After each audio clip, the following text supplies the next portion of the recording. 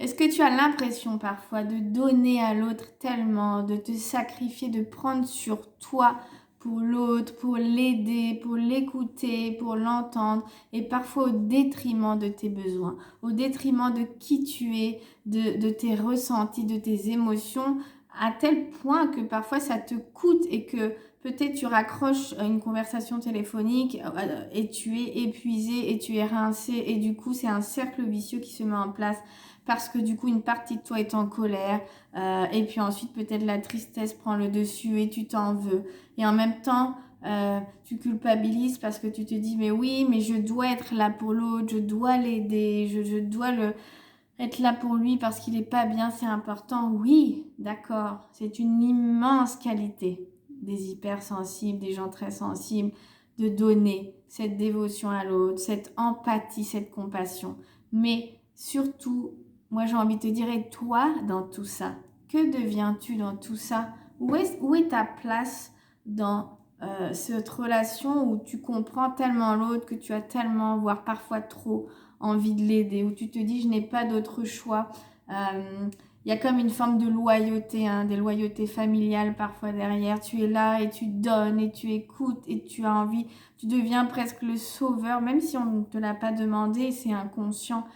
Et ça te coûte à un point où tu ne peux même pas te raisonner dans le sens où tu as l'impression que tu es là pour l'autre, pour l'aider et tu dois, il n'y a pas d'autre choix. Tu es comme celui qui prend un peu le souffre-douleur même parfois. Je ne sais pas si ça te parle, mais moi ça résonne beaucoup dans mon histoire, dans l'histoire des personnes que j'accompagne qui ont tellement tendance à s'oublier, à donner à l'autre, à croire que c'est normal de donner tant à l'autre, mais qui dans l'équation oublie toujours, ok, mais moi en fait dans l'histoire, qu'est-ce que je deviens? C'est quoi mes besoins?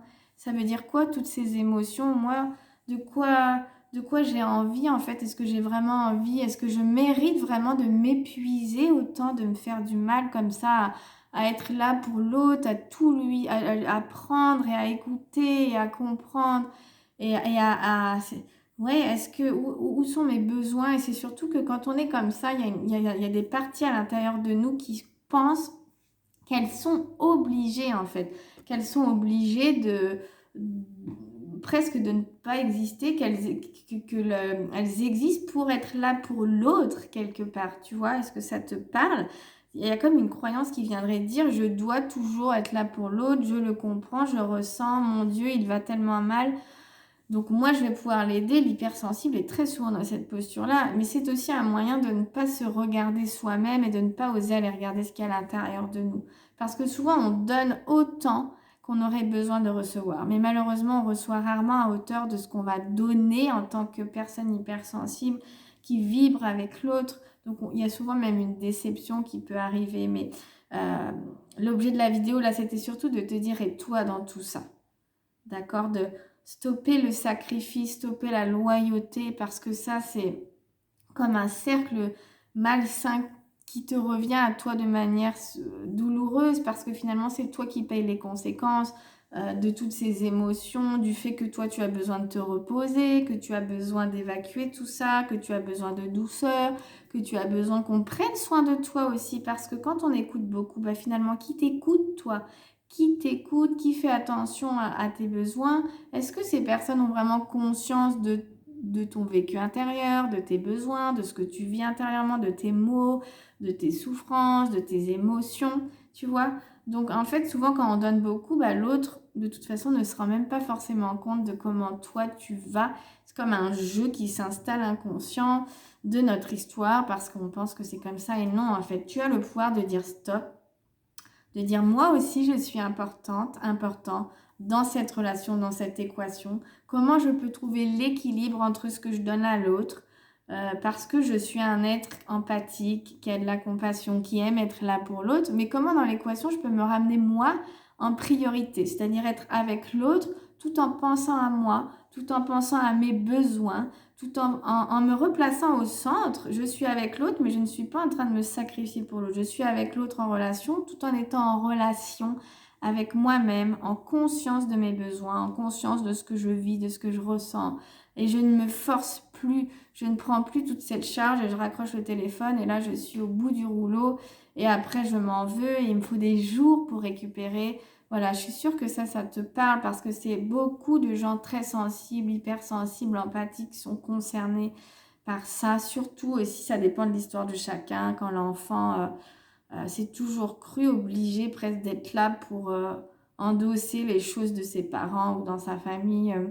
Voilà, sans même qu'on lui demande, c'est comme quelque chose qu'il a pris sur lui de dire je vais prendre la souffrance d'eux et c'est pas grave, mais si en fait, parce que toi aussi tu comptes, toi aussi tu es importante. C'est pas possible de se laisser envahir comme ça et de se laisser parce que il y a une phrase voilà qui est importante, tu ne te rends pas malade pour l'autre. Ça c'est fondamental et ça je l'ai dans ma vie combien de fois moi je me suis sentie partir de dire ouh là là, ramène le curseur là c'est trop.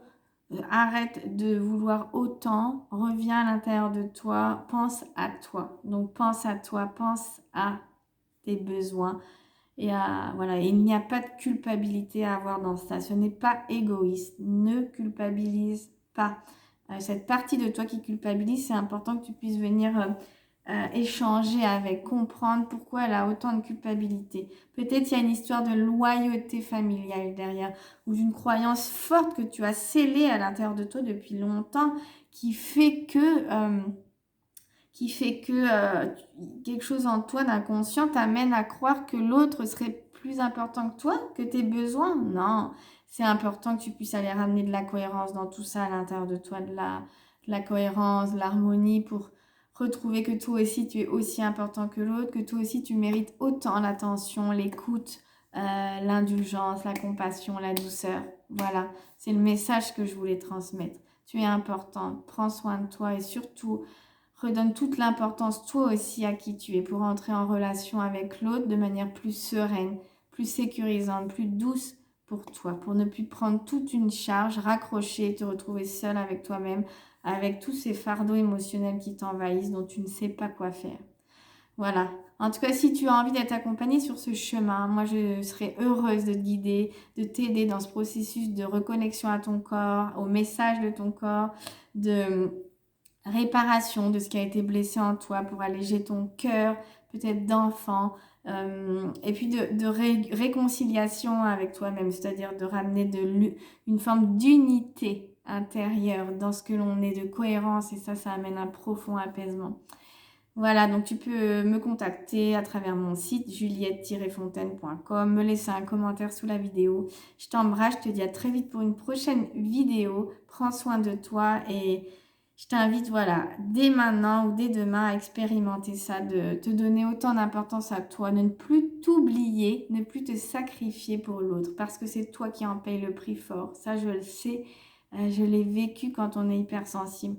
Donc, voilà, tu mérites autre chose. Ramène-toi avec beaucoup d'amour et de douceur dans cette équation. À très bientôt.